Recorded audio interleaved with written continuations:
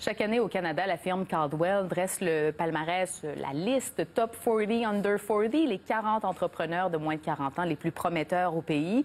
Des gens au parcours exceptionnel, dont le leadership est inspirant. Et Fabienne Collat, multi-entrepreneur, a reçu la distinction. Elle est actrice, réalisatrice, productrice, conférencière, femme d'affaires, une longue liste. Et elle est surtout connue pour les 7 festivals qu'elle organise à Montréal, Toronto, Halifax, New York, Port-au-Prince. On a le plaisir de la recevoir ce soir. Bonsoir, Madame Collat. Bonsoir, merci. Alors, d'abord, félicitations. Qu'est-ce que ça vous fait d'être dans cette liste, dans ce club select? C'est d'autant plus un honneur que je sois la seule personne noire du Canada et la seule femme du Québec. Et je pense que ça met vraiment une attention particulière sur le Québec. Et j'espère que ça donne une chance aussi à des femmes de minorités visibles, dorénavant, d'être reconnues dans ce genre de...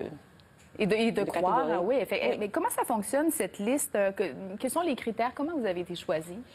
Je sais seulement qu'il y avait 800 candidats partout au Canada. Et finalement, j'ai fait partie des top 100 et puis après du top 40. Et quand j'ai vu la liste des gens qui étaient sur ce comité indépendant qui ont fait la sélection, j'ai vu c'était des présidents comme de Nestlé Canada, de Post Canada, de Post Media.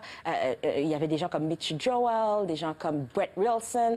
Je me dis, mon Dieu, c'est formidable, c'est formidable. C'est un grand honneur et je prends ça avec beaucoup d'humilité. Et je veux dire d'entrée de jeu que je partage ce prix déjà avec mes 2 îles préférées, l'île d'Haïti et l'île de Montréal.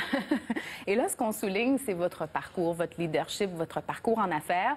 Ça fait à peu près 15 ans que vous êtes ici, vous êtes arrivée d'Haïti.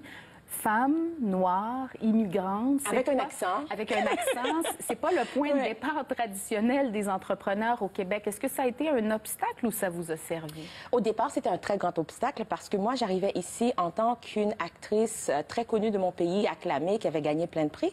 Et là, j'arrive ici, je me dis, je vais conquérir l'Amérique, je vais conquérir le Canada, je vais jouer dans tout. Et malheureusement, toutes les portes m'étaient fermées à la télévision, au cinéma, parce que je fitais pas la couleur, les actrices qu'on cherchait, en fait.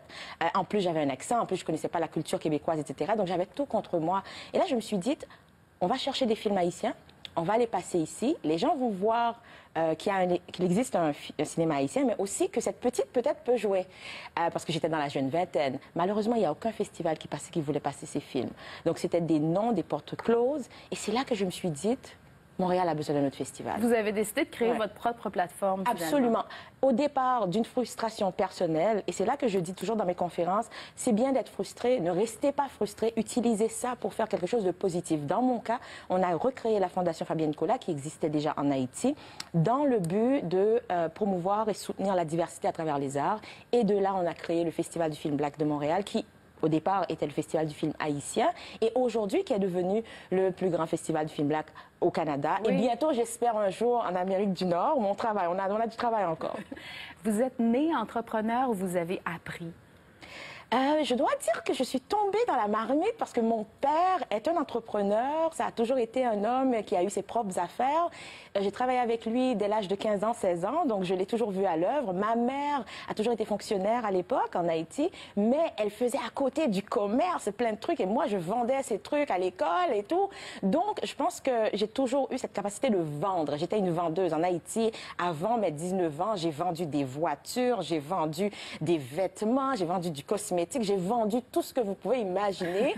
Donc, alors ici, c'était très facile pour moi de vendre le rêve de la diversité parce que j'y crois et parce que c'est nécessaire. Et c'est ce qui vous motive, votre objectif premier, là, avec tous les chapeaux que vous portez, votre motivation première, c'est quoi? Ma motivation première, c'est de créer des plateformes pour des artistes comme moi à l'époque, qui ne sont ni vus ni entendus, qui n'en ont pas de plateforme, qui sont invisibles. C'est de créer cette opportunité. Vous savez, Viola Davis disait, nous ne pouvons pas gagner des prix pour des rôles que nous n'avons pas. S'il n'y a pas d'opportunité, eh bien, ces gens-là vont pas arriver à performer. Donc moi, ma raison d'être, tous les jours, je me lève le matin, c'est quelle plateforme qu'on peut créer, quelle plateforme qu'on peut solidifier, quel partenaire qu'on peut amener pour essayer d'amener plus loin nos efforts, pour inclure un peu plus. Et je suis très contente que depuis 2006, on a réussi à promouvoir, donner une plateforme à près de 2000 artistes. Et on a reçu dans tous nos festivals partout dans le monde, je peux dire Canada, États-Unis, Haïti, près d'1 million de festivaliers quand même. C'est pas rien. Et c'est grâce à vous tous ici. Vous avez fait un discours très positif. Vous êtes même devenu une source d'inspiration pour bien des gens. Vous voyez ça comment? C'est une responsabilité? C'est pas un fardeau? Je pense que... non, c'est pas un fardeau du tout. C'est sûr qu'il y a beaucoup de poids sur mes épaules par moment. Je sens que je suis investie de cette confiance de plusieurs personnes, mais c'est une responsabilité pour moi. Je pense que quand vous êtes dans une position où vous avez une voix, il faut l'utiliser pour d'autres.